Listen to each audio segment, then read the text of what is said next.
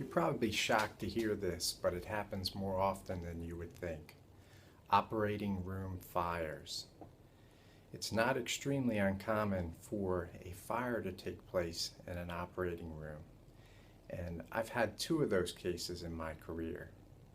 In the first case, a woman was going in to have a mole removed from above her eyebrow. In order to have the procedure, she was having anesthesia, and the anesthesiologist was delivering her oxygen by way of a face mask.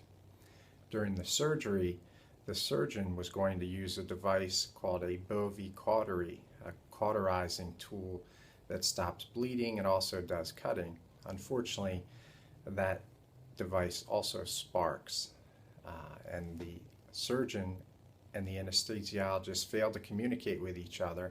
And when the surgeon went to use the cautery, it sparked, and the anesthesiologist was still delivering oxygen by mask.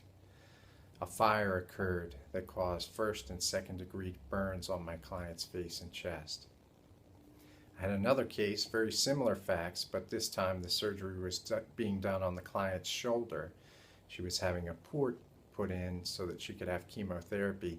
And the same thing basically happened. Oxygen being delivered by mask, cautery used, spark, and oxygen combined to produce a fire.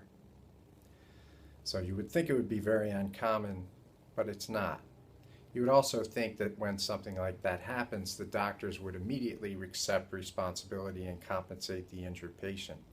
It didn't happen in either one of those cases. We had to go to court and fight with the doctors and their insurance companies in order to get justice.